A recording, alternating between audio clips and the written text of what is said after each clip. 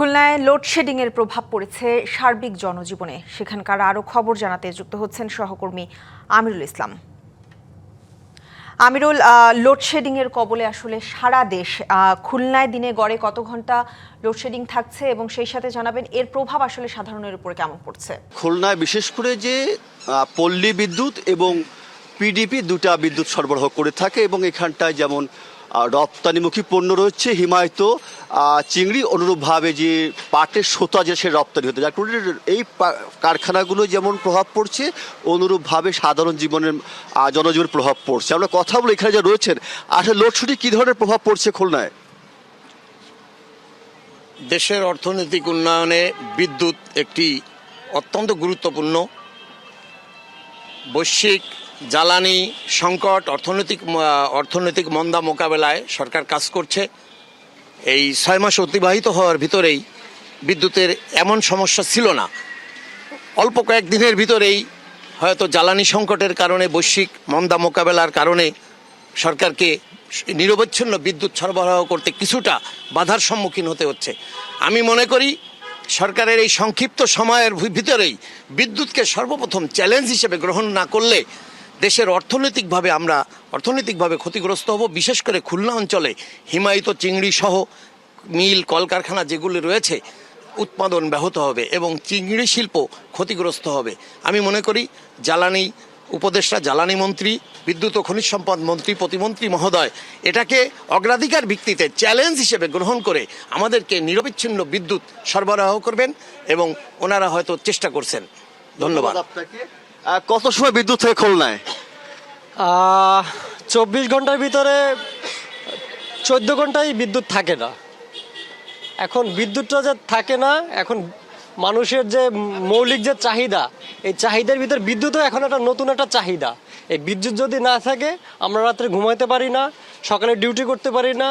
আমার একটা মেয়ে আছে ছোট, ওর আবার গরম বেশি, এমনকি সারাই তোর আমার বাতাস করা লাগে। খুব অশান্তিতে আছি আমরা। সরকারের কাছে আমাদের অনুরোধ, যদি আমাদের এই বিদ্যুৎটা আগের মতন আবার ঠিক মতন তারা যদি আবার দিতে পারে। নগদ নিয়ে এলো হার না মানা হার অফার। সর্বনিম্ন 10,000 টাকা রেমিটেন্স নগদে পাঠালে থাকছে স্বর্ণের হার জেতার সুযোগ। ধন্যবাদ আপনাকে। এবং এখানে রয়েছেন একজন একেবারে আপনার আসলে বিদ্যুতের কি অবস্থায় আছে? বাংলাদেশের বিদ্যুৎ বলতে গেলে খুবই সংকটময় অবস্থায় আছি আমরা। কারেন্ট চলে গেলে আর কারেন্ট পাওয়া যায় না, ছেলেমেয়ের লেখাপড়ার সমস্যা হচ্ছে। প্লাস আমি 2-3 দিন আগে ফরিদপুরে ছিলাম, রাত 12টার সময় আপনার হসপিটালে ঢুকছি, ফরিদপুর আলফাডাঙ্গা থানা স্বাস্থ্য কমপ্লেক্সে।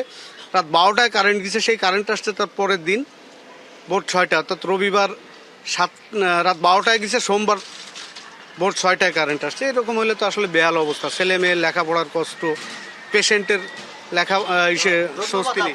এবং যেমনটি বলছে, বিশেষ করে বিদ্যুতের যে জনদুর্ভোগ যেটা, সেটা কিন্তু ভয়াবহ আকার ধারণ করছে। মানুষের ভোগান্তি থেকে মুক্তির জন্য সরকার কাছে আহ্বান করছে যাতে বিদ্যুতের এই যে লোডশেডিং কমিয়ে এনে জনস্বস্তি দাবি করছেন স্থানীয়রা। এটাই ছিল সর্বশেষ অবস্থা। আমিরুল, আপনাকে ধন্যবাদ। দেখতে পাচ্ছি যে আমাদের সাথে যুক্ত হচ্ছেন আমাদের সহকর্মী পটুয়াখালী থেকে মাহমুদ হাসান রায়হান। আপনার কাছে একটু জানতে চাইবো যে ঘন ঘন লোডশেডিং এর কারণে ইলিশ ধরার এই ব্যস্ত সময়ের মধ্যেও কিন্তু পটুয়াখালীর মৎস্য বন্দরে আসলে বরফের তীব্র সংকট দেখা দিয়েছে। এটিতে আসলে ইলিশ সংগ্রহেও প্রভাব পড়ছে। একটু আপনার কাছে জানতে চাইবো যে সেখানকার সবশেষ পরিস্থিতি কি, লোডশেডিং এর কেমন প্রভাব পড়ছে? জি, সেটা গত 7 থেকে 8 দিন ধরে পটুয়াখালীর যে এলাকাগুলোতে রয়েছে তীব্র বিদ্যুৎ সংকট রয়েছে এবং এখানে লোডশেডিং এর কারণে সবচেয়ে বেশি প্রভাব পড়ছে ব্যবসা বাণিজ্য। তার মধ্যে অন্যতম রয়েছে এই যে বরফ পণ রয়েছে। আপনারা জানেন যে এখন কিন্তু সমুদ্রে যাওয়ার কথা বা যে 18 দিন অবরোধ শেষে যে সমুদ্রে গিয়ে তারা মাছ শিকার করবে, সেই মাছের যেতে তাদের কিন্তু পর্যাপ্ত পরিমাণ বরফের দরকার হয়।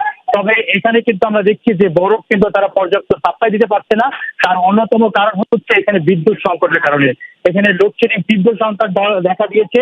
এখানে যে পল্লী বিদ্যুতের যারা বিদ্যুৎ বিভাগে যারা রয়েছে তারা আমাদেরকে জানিয়েছেন যে মহিপুর যে জোন রয়েছে, এই জোনে মিনিমাম 11 মেগাওয়াট কিন্তু বিদ্যুতের দরকার। সেখানে কিন্তু তারা 4 মেগাওয়াট বিদ্যুৎ শুধুমাত্র সাপ্লাই দিতে পারছে।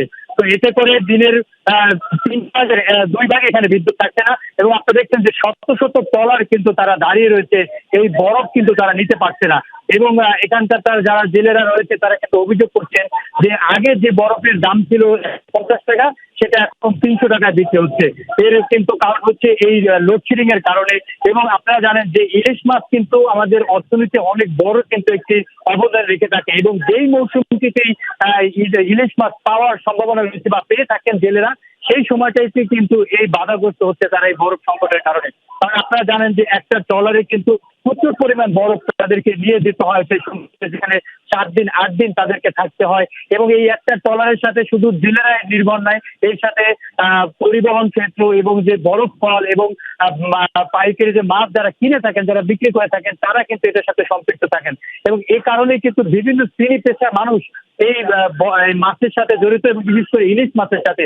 আপনারা জানেন যে এখন বৈরী আবহাওয়া চলছে, কিন্তু তারপরও জীবনের ঝুঁকি নিয়ে তারা কিন্তু এই মাছ শিকারের জন্য সমুদ্রে যেয়ে থাকেন। এবং এখন এই সময়টা যদি তীব্র সংকট যে বিদ্যুতের, এবং এতে করে বরফ যদি তারা পাচ্ছে না, এতে করে অর্থনীতিতে কিন্তু বড় ধরনের বাধাগ্রস্ত হবে।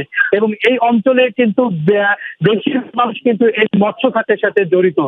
এবং এখানকার যে আপনারা দেখছেন যে শত শত ট্রলার গুলো তারা কিন্তু মাছ নিয়ে আসছে, এবং এখানে কিন্তু তারা মাছগুলো কিন্তু এই পাইকারি যে যারা দাদন দিয়ে থাকেন, যারা পাইকার তাদের কাছে দিচ্ছেন, এবং যারা বরফ এখান থেকে পাচ্ছেন সিরিয়াল ধরে, তারা কিন্তু বরফ তুলছেন এই ট্রলার গুলোতে। এবং আমরা দেখছি যে এখানের যে বরফের যে কারখানা যেখানে বরফ উৎপাদন করে থাকেন, সেখানে কিন্তু সিরিয়াল দিয়ে বরফ দাঁড় করেছে। এই মুহূর্তে কিন্তু বিদ্যুৎ নেই। আপনারা দেখছেন যে বিদ্যুৎ নেই বিধায় কিন্তু বরফগুলো তারা বেঁধে রেখেছেন, এবং এখানে যে প্রসেস করবে, যে ভেঙে যেখানে ট্রলারে দিবে, সেটা কিন্তু তারা পাচ্ছেন না।